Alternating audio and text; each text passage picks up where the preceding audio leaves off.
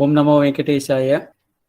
Shuklambaradharam Vishnum Shashivarnam Chaturbhujam Prasannavadanam Dhyayet Sarva Vignopashantaye Vyasaya Vishnu Rupaya Vyasa Rupaya Vishnave Namo Vai Brahmanide Vasishtaya Namo Namaha Lakshmi Nata Samarambam Nate Amuna Madhyamam Asmadacharya Paryantam Vande Guru Paramparam Partaya Pradibodhitam Bhagavata Narayanena Swayam Vyasena Gratitam Purana Munina Madhye Mahabharatam Advaitamritavarshiniim Bhagavatim Ashtadashadhyayinim Ambatvamanusandadami Bhagavad Gite Bhavadveshinim Vasudeva Sutam Devam Kamsachanuramardanam Devaki Paramanandam Krishnam Vande Jagadgurum.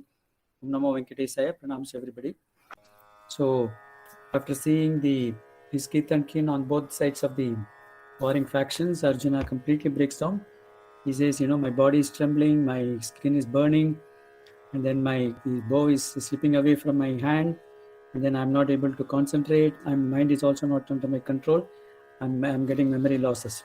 So that's what we saw till yesterday. So let's move on to sloka number 31. Nacha shreyo nupashyami hatva sajanamahave nakankshe vijayam krishna nacha rajyam sukhani cha. So 31 sloka. Nacha shreyo anupashyami hatva swajana mahave na kankshe vijayam krishna nacha rajyam sukhani cha. So Krishna is addressing him as Krishna now. Nacha shreyaha. Shreya means good things. Anupashyami. I don't foresee any good things. Hatva, by killing swajanam, by killing my own kith and kin. Ahave, in this battle. So that means I don't foresee anything good happening to us by just killing my own kith and kin in this battlefield. Na kankshe vijayam. So I also don't desire for any victory on this battlefield.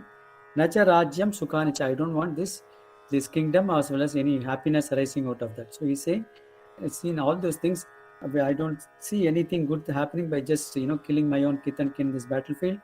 And by killing them, I don't want to get this kingdom as well as any happiness or even the victory on this battlefield. I don't want anything on this. That's what he's saying. So the next sloka he says, Kim no rajyena govinda kim bhogair jivitena va yesham arte kankšitam no rajyam bhoga sukhani cha. Kim no rajyena govinda kim bhogaihi jivitena va yesham arte kankšitam no rajyam bhogaha sukhani cha. So Govinda is addressing us Govinda. So over a period of time we can see a lot of names of Krishna being addressed here. So now he's saying as Govinda. So, Krishna was in the Gokula at that time when this Indra reigned for 7 days because this festival for the Indra was not being offered by this Gopas on the advice of Krishna.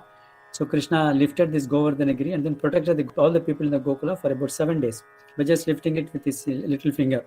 So immediately Indra realized his folly, saying that I should not have done that. So he repents for his mistakes and then comes down to the earth and then prostrates before Sri Krishna Paramatma, anoints him with as the Govinda. That means the protector of this cohort clan. It gives him the name Govinda, and also does an abhisheka on him by pouring this milk from this heavenly cow Kamadhenu as well as from the heavenly Ganges brought by his elephant Airavata. So that's why he gave him the name Govinda. So Arjuna is addressing him with that name, Govinda. Kim naha rajyena. So that means what is the use of this kingdom? So what is the use of this kingdom? And then what is the bhogaihi? That means what is the question of enjoying this kingdom after getting it? Jivitana, even by living in this world. After killing all my people and then getting this kingdom, what is the point in living in this universe itself? That's what he's saying. Naida. Yesham arte kankshitam. For these people only we have been doing this, trying to get the kingdom. If all these people have been killed, what is the point in getting this kingdom, or what is the point enjoying this world after getting all these things, bhoga or sukhanicha? So there is no point in enjoying or getting the happiness, and many of these people are going to be killed, and then there is no point in getting the kingdom or getting the happiness, O Govinda. So that's what he's saying. The next sloka. Tayame vastita yuddhe pranans tyaktva dhanani cha acharya pitara putraha tataiva cha pitamaha. So that is, he is saying, Ime avastita yuddhe. So that means all these people who are stationed in this battlefield, avastita in this battle, pranan tyaktva dhanancha. That means they are all standing here, giving up their life or wanting to give up their life as well as their pranan tyaktva dhanancha. That means when they get lost, the kingdom will also be annexed by the person who is the victor. So they will lose their wealth, they will lose this life also. Pranans taktya dhanacha acharyaha, all this my gurus are on that side also, pitaraha, all my the parents and all those things, ancestors, putraha, some of my children are also there, tataivacha pitama, all these grandfathers, grandsires, fathers, acharyas, all these people have been standing on this battlefield, willing to sacrifice their life as well as their wealth. And so then what is the point in fighting this battle and gaining this kingdom? That was the point he was trying to make. The next sloka. Matula swasura pautraha shala sambandinastata yetan nahantumichami gnatopi madhusudana. So he's addressing him as Madhusudana. So Lord Vishnu killed an asura called Madhu and Kaitaba. So that Sudana means one who kills them. So Bhagavan Vishnu killed in one of his avatars the Madhu, and therefore he is called as Madhusudana. So Madhusudana, Matulaha, all my maternal uncles, Swasuraha, all my in-laws, Pautraha, grandchildren, Shalaha, all these Sambandhis and all those my people who are all well-wishers, all those things, brothers-in-laws, all those people, Yetanna Hantumicham, I don't want to kill any of them. Hantum means to kill.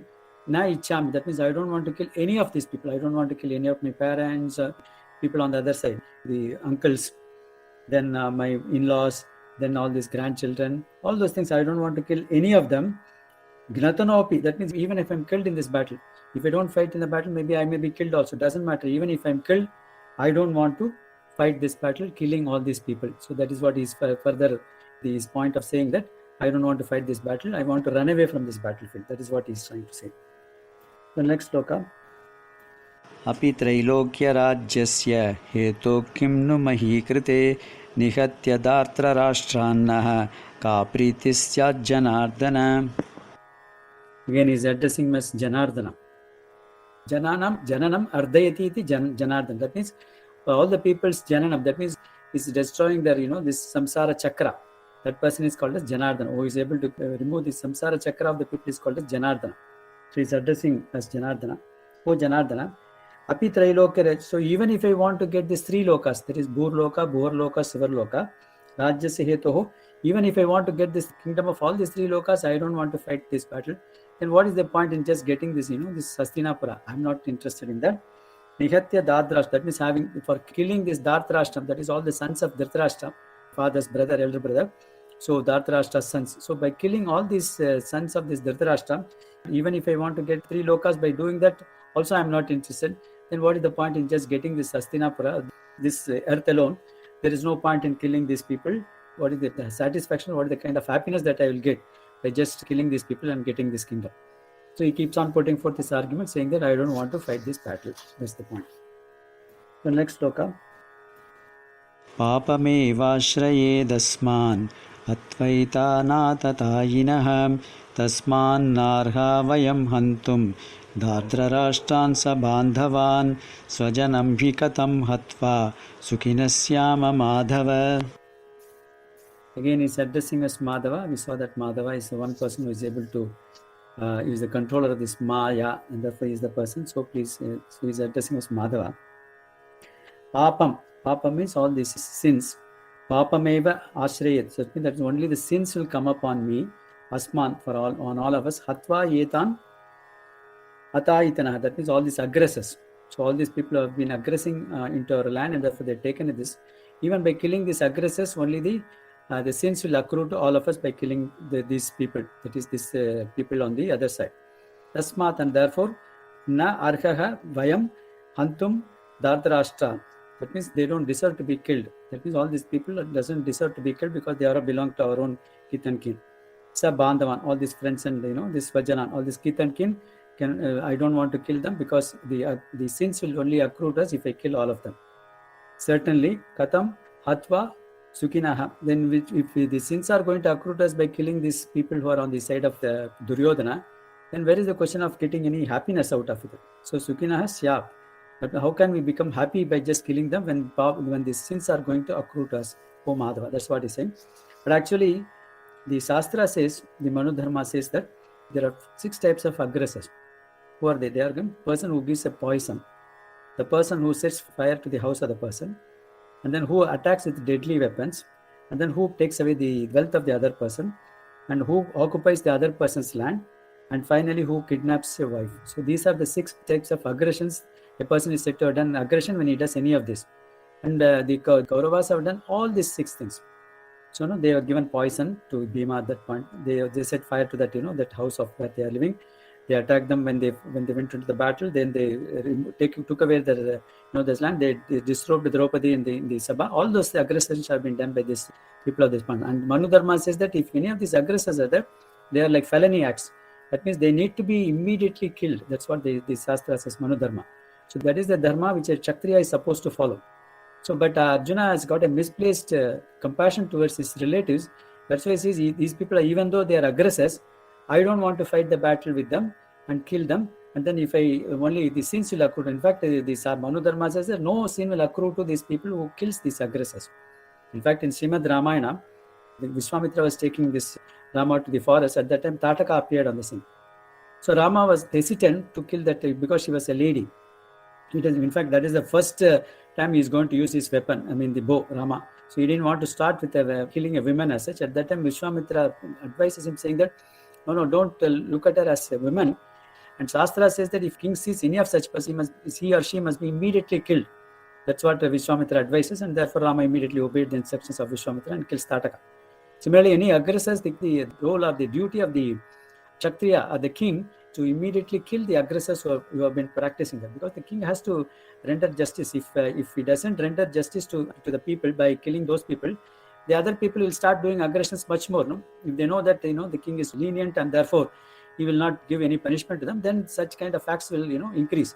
The king's role is to maintain the law and order, maintain the good people live in a very safe conditions. So that is why the Dharma says that if a person sees that, then he must be. Even in today's army's rules, if any outsider comes and aggresses into our land, the soldier has to immediately kill that person. He doesn't have to see, because he's a human being, so I must have compassion, I must forgive him and all those things.